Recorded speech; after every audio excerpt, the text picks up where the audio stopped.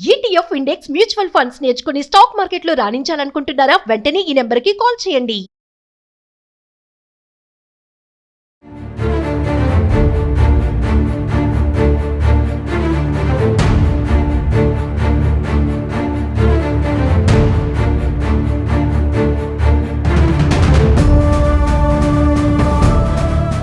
నమస్తే, welcome to Suman TV. ప్రస్తుతం మనతో పాటు ఉన్నారు ఫర్టిలిటీ స్పెషలిస్ట్ రేణుకా మేడంతో మాట్లాడదాం. నమస్తే మ్యామ్. నమస్తే మ్యామ్, హెచ్ఎంపివి వైరస్ మరి చూస్తున్నాము, మరి చాలామంది కోవిడ్ లాంటిదే ఇది కూడా అంటున్నారు. మరి ఎలాంటి లక్షణాలు ఉంటాయి? మరి కోవిడ్కి భయపడినంతగానే భయపడాల్సిన అవసరం ఉంది అంటారా? హెచ్ఎంపివి అంటే దాని full form human metapneumovirus. ఇది రెస్పిరేటరీ సిస్టమ్ని అటాక్ చేసే వైరస్. ఇది ఇప్పుడు కొత్తగా వచ్చినది ఏమీ కాదు, 2001 నుంచి ఇది ఉంది. అండ్ ఎవ్రీ ఇయర్ వచ్చే రెస్పిరేటరీ ఇన్ఫెక్షన్స్లో ఒక 5 to 15% ఇన్ఫెక్షన్స్ ఈ వైరస్ వల్లే వచ్చాయి. అండ్ యూజువల్గా late winter or early summer టైంలో ఎక్కువ వస్తూ ఉంటాయి. ఈ ఇయర్ కొంచెం ఎక్కువ నెంబర్ ఆఫ్ కేసెస్ రిపోర్ట్ అవుతున్నాయి. సో ఇది కొత్తగా వచ్చిన వైరస్ ఏమీ కాదు. అండ్ దీని సిమ్టమ్స్ కూడా సేమ్ కామన్ కోల్డ్ లాగా ఉండొచ్చు, లేదా ఒక్కొక్కసారి సివియర్గా నిమోనియాలు రావడము, బ్రాంకైటిస్లు రావడము, ఒక్కొక్కసారి వెంటిలేటర్ రిక్వైర్మెంట్ పడ్డము, ఇలా కూడా ఉంటాయి. కాకపోతే ఒక పర్టికులర్ గ్రూప్స్ మాత్రము కొంచెం ఎక్కువగా ఎఫెక్ట్ అవుతారు. అంటే చిన్న పిల్లలు, చిన్న ఏజ్ ఉన్న వాళ్ళు, ఎవరికైతే ఇమ్యూనిటీ సరిగ్గా ఉండదో వాళ్ళకి, ఎల్డర్లీ ఏజ్ గ్రూప్ వాళ్ళు, ముసలి వాళ్ళు, ఆఫ్టర్ 60 years ఉన్న వాళ్ళు, pregnant ladies, plus immuno compromised అంటే ఎవరికైతే ఇమ్యూనిటీ తక్కువ ఉంటుందో వాళ్ళు జనరల్ హెల్త్ పరంగా కానివ్వండి, కొంతమంది కొన్ని మెడికేషన్స్ వాడతారు ఇమ్యూనిటీని సప్రెస్ చేయడానికి. క్యాన్సర్ పేషెంట్స్, వీళ్ళకి ఎవరికైతే ఇమ్యూనిటీ తక్కువ ఉంటుందో వీళ్ళకి ఇన్ఫెక్షన్స్ వచ్చే ఛాన్సెస్ ఎక్కువ. ఈ ఇన్ఫెక్షన్ అనే కాదు, ఎనీ ఇన్ఫెక్షన్. సో ఈ గ్రూప్ వాళ్ళకి ఏంటంటే తొందరగా, అంటే మైల్డ్గా కాకుండా కొంచెం సివియర్ ఫార్మ్స్ వస్తాయి, హాస్పిటల్ అడ్మిషన్స్, కొంతమందికి డెత్స్ ఇవి కూడా ఉంటాయి. సో వాళ్ళు ఎక్కువ రిస్క్లో ఉంటారు. ఏ వైరస్ వచ్చినా ఫస్ట్ భయపడడం కాదు, దాని ఎఫెక్ట్ ఎలా ఉంటుంది అని ముందు తెలుసుకుంటే ఎక్కువగా భయపడకుండా జాగ్రత్తగా ఉంటూ మనం ప్రివెంట్ చేసుకోవచ్చు. ఓకే, అండ్ దీనికి కనుక్కోవడం ఎలా అని అంటే సింపుల్ టెస్ట్ RT-PCR అని ఉంది, దాంతో కనుక్కుంటారు. అండ్ పెద్దగా ట్రీట్మెంట్స్ ఏమీ మేజర్ ట్రీట్మెంట్స్ ఏమీ అవసరం లేదు. సింపుల్ సపోర్టివ్ ట్రీట్మెంట్స్ ఇస్తారు. లైక్ జ్వరం వస్తే పారాసెటమాల్ ఇవ్వటము, కాఫ్ వస్తే కొంచెం కాఫ్కి సంబంధించిన సిరప్స్ ఇవ్వడము, కొంతమందికి ఏమైనా నెబులైజర్స్ అంటారంటే లంగ్స్లో ఎయిర్వేస్ బాగా ఓపెన్ అవ్వటానికి నెబులైజర్స్ కానీ ఇన్హేలర్స్ కానీ ఇలాంటివి ఇవ్వటము. ఇంకా కొంతమందికి ఇంకొంచెం ఏదైనా సెకండరీ ఇన్ఫెక్షన్స్ ఉంటే యాంటీబయాటిక్స్ ఇస్తారు. కొంతమందికి మాత్రము అడ్మిషను, ICU రిక్వైర్మెంట్ పడితే పట్టచ్చు, ఎస్పెషలీ హై రిస్క్ గ్రూప్లో ఉన్న వాళ్ళకి. అండ్ ప్రివెన్షన్ అంటే రాకుండా ఉండటానికి అని అంటే మనకి వ్యాక్సిన్ అయితే ప్రస్తుతానికి లేదు ఈ వైరస్కి సంబంధించి. మెయిన్గా మనకు ప్రివెంటివ్ కేర్ ఏంటి అని అంటే హైజీన్, మెయిన్ హైజీన్ ఒకటి ఇంపార్టెంట్. అండ్ రెస్పిరేటరీ ఎటికేట్ అంటారు, అంటే మనకి రెస్పిరేషన్కి సంబంధించిన జబ్బులు రాకుండా ఉండటానికి కొన్ని మేనర్స్ మనకి కోవిడ్లో మనం నేర్చుకున్నవే, మనకు కొత్తవి కూడా కాదు ఇవేమి. మనకి కోల్డ్ కాఫ్ ఏదైనా ఉంటే మాస్క్ వేసుకోవడము, క్రౌడీ ప్లేస్కి వెళ్ళకుండా ఉండటము, ప్లస్ మనం దగ్గినప్పుడు కానీ తుమ్మినప్పుడు కానీ ఏదైనా టిష్యూ కానీ లేకపోతే చేతులు కానీ లేకపోతే ఎల్బో కానీ అడ్డం పెట్టుకొని ఉండటము, అండ్ సిక్ పీపుల్కి ఎక్స్పోజ్ కాకుండా ఉండటము, ఇవి మినిమం బేసిక్ రెస్పిరేటరీ ఎటికేట్ అనమాట. ఇవి ఫాలో అయ్యి హ్యాండ్ హైజీన్ ఫాలో అయితే చాలా మటుకు ఇది స్ప్రెడ్ ఆపొచ్చు. అండ్ ఒకవేళ వచ్చినా మైల్డ్గా వైరల్ లోడ్ అనేది తక్కువ వస్తుంది. అలా ఇవి ఫాలో అయినప్పుడు మైల్డ్ సిమ్టమ్స్ తోటి బయటపడచ్చు.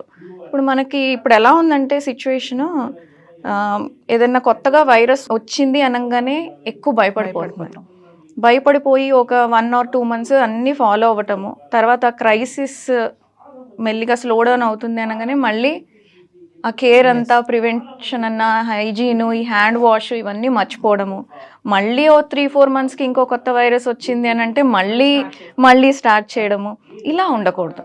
మనం కోవిడ్ టైంలో మనం నేర్చుకున్నది ఏంటి, అది మర్చిపోకూడదు. అదొక ఎక్స్పీరియన్స్. చాలామంది ఇబ్బంది పడ్డారు, చాలామంది ఫైనాన్షియల్గా హెల్త్ పరంగా ఇవన్నీ ఇబ్బంది పడ్డారు. మళ్ళీ అలాంటివి రాకుండా ఉండాలి అని మనకి ఆల్రెడీ ఆ టైంలోనే ఏమేం చెయ్యాలి అనేది చెప్పారు. అవే ఎప్పటికీ ఫాలో అవుతూ ఉంటే ఇలాంటి వైరస్లు ఎన్ని వచ్చినా మనం వాటిని హ్యాండిల్ చేయగలము. ఒక పాండమిక్గా మారకుండా మనం చూసుకోవచ్చు. యాక్చువల్గా ఈ వైరస్ ఏమి పాండమిక్ కాజ్ చేసేంత పొటెన్షియల్ ఉన్నది కాదు, కాకపోతే సరైన కేర్ తీసుకోకపోతే మాత్రం ఇది మళ్ళీ కోవిడ్ లాంటి సిచ్యువేషన్ తీసుకురావచ్చు మనం నెగ్లెక్ట్ చేస్తే. మామూలుగా చిన్న పిల్లల్లో ఇది ఎక్కువ వస్తుంది అని అంటున్నారు కదా మేడం, అంటే పేరెంట్స్కి ఏమైనా ప్రికాషన్స్ చెప్తారా, ఎలా చూసుకోవాలి పిల్లల్ని? చిన్న పిల్లలకి ఎనీ హెల్త్ ఇష్యూస్, వాళ్ళ ఇమ్యూనిటీ కొంచెం ఫ్లక్చువేట్ అవుతూ ఉంటుంది, స్కూల్స్కి వెళ్తూ ఉంటారు, క్రౌడీ ప్లేసెస్లో ఉంటారు, వాళ్ళకి కొంచెం ఈ హైజీన్ అవి సరిగ్గా తెలియక అన్నీ ముట్టేసుకుంటూ ఉంటారు, ఫేస్ మీద చేతులు పెట్టేసుకుంటూ ఉంటారు. సో ఇట్లాంటి ఇన్ఫెక్షన్స్ రావడం చాలా కామన్ ఈ ప్లే స్కూల్స్లో కానివ్వండి, మామూలు రొటీన్ స్కూల్స్లో కానివ్వండి. సో మెయిన్ థింగ్ ఏంటి అని అంటే, ఎవరైనా సిక్గా ఉంటే పిల్లలు ఫస్ట్ స్కూల్కి పంపించకండి. ఒక 2-3 రోజులు స్కూల్కి వెళ్ళనంత మాత్రాన వాళ్ళు ఏమీ మిస్ అవ్వరు. ఓకే, దానివల్ల అది చేయడం వల్ల ఏంటంటే వేరే వాళ్ళకి స్ప్రెడ్ కాకుండా మీరు ప్రివెంట్ చేస్తున్నట్టు. ఆ సైకిల్, ఆ చైన్ బ్రేక్ చేయాలి. ఇంకా అలా పంపిస్తూ ఉంటే ఏదో ఒక ట్యాబ్లెట్ వేసో ఒక సిరప్ వేసేసో స్కూల్ పోతుందని పంపిస్తూ ఉంటే ఒకళ్ళ నుంచి ఒకళ్ళకి మళ్ళీ ఫస్ట్ పర్సన్కి సేమ్ ఇన్ఫెక్షన్ వస్తుంది. సైకిల్ బ్రేక్ చేయాలి అని అంటే ఎవరైనా సిక్గా ఉంటే ఫస్ట్ వాళ్ళని పంపించడం మానేయాలి. తర్వాత ఒక 24 hours చూసి సిమ్టమ్స్ తగ్గట్లేదంటే ఇమీడియట్గా డాక్టర్ని కన్సల్ట్ చేయాలి.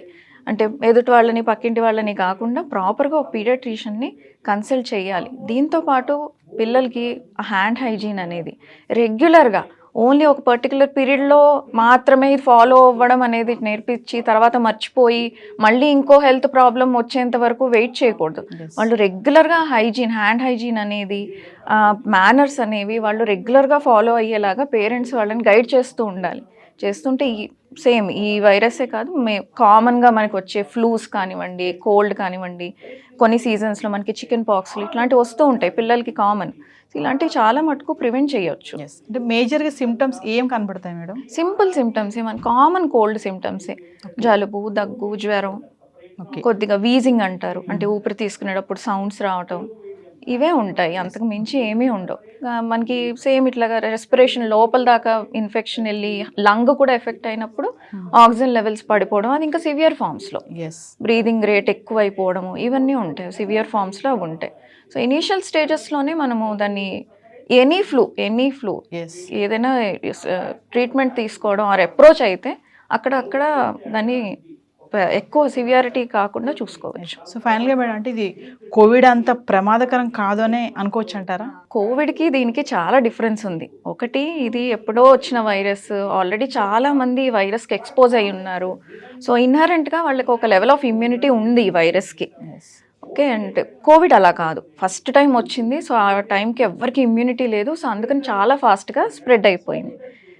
ప్లస్ ఇది మ్యూటేషన్ అవ్వదు, అంటే ఒక ఫామ్ నుంచి ఇంకో ఫామ్కి తొందరగా చేంజ్ అవ్వదు. కోవిడ్ అలా కాదు, మనం ఒక ఫామ్కి వచ్చినప్పుడు దానికి పర్టికులర్ వ్యాక్సినో లేకపోతే మందో కనిపెట్టి అది ఇచ్చే లోపల ఇంకో కొత్తగా మారిపోయింది. సో దాంతో మళ్ళీ దానికి కొత్తగా ఇమ్యూనిటీ రాక మళ్ళీ చాలామంది సఫర్ అవ్వడం అది జరిగింది. ఆ క్వాలిటీ ఈ వైరస్కి లేదు. సో దీనికి కోవిడ్కి ఉన్నంత పొటెన్షియల్ లేదు, ఒక పాండమిక్ క్రియేట్ చేసేంత పొటెన్షియల్ లేదు. కాకపోతే ఇమ్యూనిటీ ఇన్ జనరల్ ఇమ్యూనిటీ తగ్గినప్పుడు లైఫ్ స్టైల్ చేంజెస్ వల్లనో లేకపోతే స్ట్రెస్ వల్లనో లేకపోతే వెదర్ వల్ల ఎన్విరాన్మెంట్ వల్ల in general immunity levels down అయినప్పుడు కొంచెం ఇలాంటి వైరస్ ఇన్ఫెక్షన్స్ యాక్టివేట్ అవుతాయి. సో అలా యాక్టివేట్ అయినప్పుడు స్టార్టింగ్లోనే దానికి మనం కట్టడి చేస్తే ఈ వైడ్గా స్ప్రెడ్ అవ్వకుండా ఆపొచ్చు. Thank you.